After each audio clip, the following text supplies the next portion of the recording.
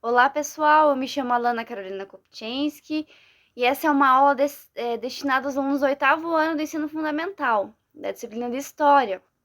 O tema que nós vamos trabalhar hoje é o Iluminismo, um tema extremamente importante e também muito interessante. Então, antes da gente conhecer realmente o que foi de fato o Iluminismo, eu quero que vocês realizem a leitura do texto do Voltaire que eu disponibilizei para vocês. Ele foi um filósofo iluminista da época, né? Então, depois da finalização desse texto, eu quero que vocês tragam duas reflexões para a cabeça de vocês. Eu quero que vocês pensem no sentido da palavra iluminismo, o que ela significa, o que ela representa e por que ela foi importante. Né? Por que vocês acreditam que ela tenha sido importante e que até ela chegou a nomear o movimento intelectual da época. Então, eu quero que vocês pensem nisso e também relacionem essa palavra, o sentido dessa palavra, com o texto que a gente leu há pouco, tá bom? Que depois a gente vai fazer uma atividade, né, no final da aula para relacionar o que vocês já sabiam, o que vocês passaram a entender depois dessa aula, o que vocês acharam mais interessante também do tema. Aqui estão a foto de alguns dos filósofos que foram responsáveis pelo surgimento desse movimento, né? São alguns deles, mas tem vários, né, que foram importantes para o surgimento desse movimento e para reforçar ele também. Esse movimento ele surgiu na Europa no século XVII, só que para a gente entender bem o que realmente foi o iluminismo, o que eles reivindicavam, por que eles reivindicavam, é importante que a gente conheça o contexto histórico, ou seja, aquilo que aconteceu lá atrás, antes das ideias iluministas, para a gente entender o porquê que eles reivindicavam o que eles reivindicavam, né? Então, eu vou contar para vocês algumas das características que foram importantes e marcaram o período chamado Idade das Trevas, que é o período como eles se referenciavam a esse período, né, chamado Idade das Trevas, nós conhecemos como Idade Média. Então, uma das características era o poder. O poder ele era centralizado em uma figura só, de quem? No rei. Então, o rei ele detinha poder de decisão sobre diversos aspectos da vida humana, né, política, econômica, social.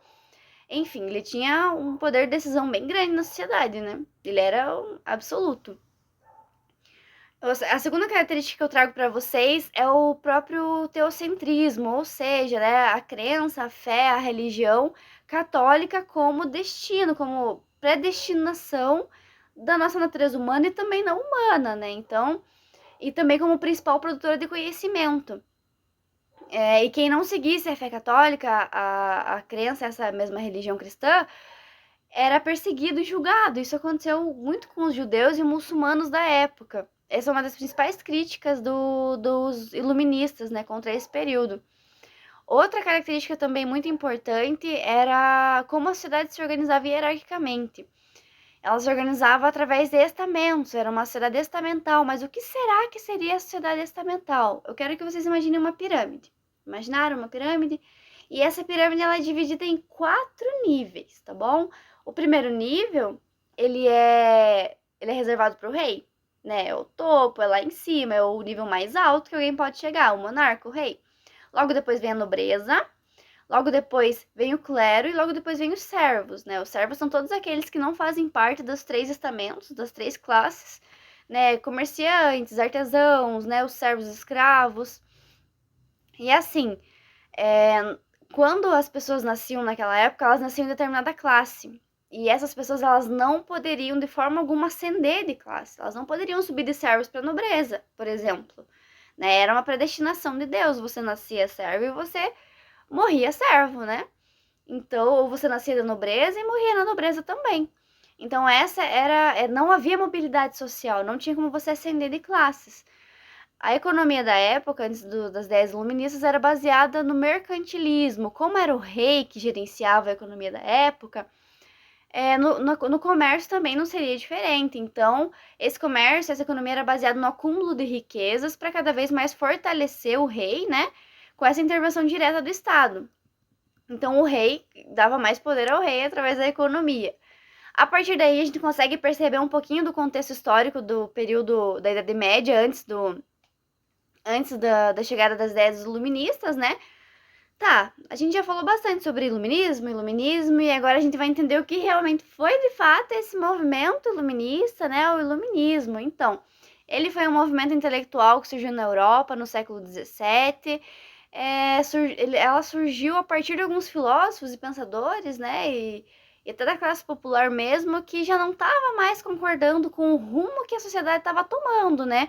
Se indignavam, achavam que a forma que o mundo estava, que aquela sociedade estava vivendo era injusta, desigual, e acabaram criando esse movimento, né? Apesar de ser um movimento que surgiu na Europa, ele foi um movimento que influenciou diversos países que não fazem parte do continente europeu. Inclusive o Brasil é um desses países que foram influenciados. Até hoje a gente consegue perceber, mas depois eu conto para vocês como a gente consegue perceber. O principal objetivo do movimento era mudar a forma como é enxergado o mundo, mudar a visão de mundo das pessoas, né? Eles buscavam uma reflexão mais racional sobre a vida, né? Eles não acreditavam que Deus, né, que o Deus definia a nossa vida, né, que nós éramos predestinados por Deus, e também não acreditavam na efetividade dessa centralidade do poder nas mãos do rei. Não que eles sejam contra as crenças e tudo, mas eles só não acreditavam que o poder divino realmente influenciasse na nossa natureza humana. Além também dessa própria intolerância religiosa, né? Que eles acabavam, que essa era uma das principais reivindicações deles. Então eles lutavam pelo progresso e o avanço da ciência, né? Eles defendiam as liberdades individuais, a liberdade, a vida, a propriedade privada, né? Então eram os princípios que eles defendiam fortemente também. E lembra que eu falei sobre o mercantilismo? Então, a principal fonte, né, a principal organização assim da economia naquela época que eles trouxeram como proposta foi o liberalismo econômico, né? Esse liberalismo ele tira toda a intervenção direta do rei, né? O rei já não tem mais intervenção sobre a economia e quem comanda a economia é a própria camada da sociedade, né? Então os próprios indivíduos, né? Respeitando essa liberdade de escolha dos próprios indivíduos, né? Já não é mais o rei que detém o poder sobre a economia, não é mais baseado no acúmulo de riquezas para o rei, mas sim baseado nessas decisões e escolhas individuais, respeitando o que eles acreditavam que existia naquela época eram os direitos inalienáveis, ou seja, aqueles direitos que nascem com a gente, né? Que ninguém consegue tirar da gente, né? Que são a liberdade, a vida e a propriedade privada. Esses eram direitos que nasciam e morriam conosco. Então não tinha mais intervenção direta do Estado dentro da economia também, né?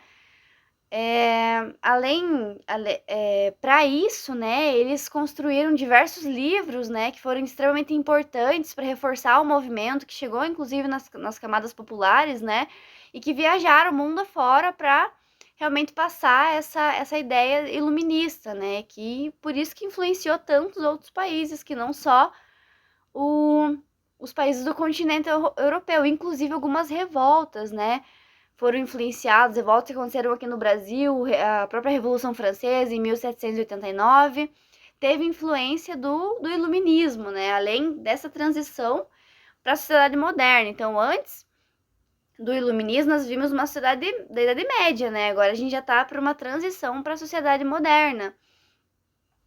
Aqui do Brasil, uma das influências que o iluminismo deixou, que vive até hoje no nosso mundo contemporâneo, é o próprio organização do poder, né? Aqui no Brasil, como que o poder se organiza, né? Ele se organiza a partir dos três poderes que foi criado por Montesquieu lá no período do Iluminismo, né? Os três poderes são eles: o legislativo, o executivo e o judiciário, né? Eles são divididos entre vereadores, prefeitos, presidentes, deputados, né?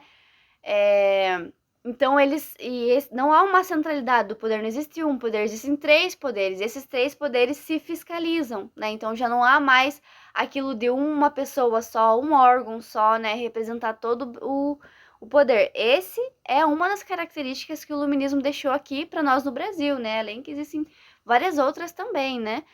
Então, a gente conheceu um pouquinho sobre o iluminismo, né? Deu pra gente entender basicamente o que foi o iluminismo. E agora eu quero que vocês pensem, vocês façam essa atividade, o que mais chamou a atenção de vocês no conteúdo, o que vocês mais gostaram, né? Qual é a diferença do que vocês pensaram antes com o que vocês trouxeram de reflexão após a aula. Eu quero que vocês pensem, né, e escrevam esse texto para a gente compartilhar essas ideias no final da próxima aula. Muito obrigada, pessoal. Até mais.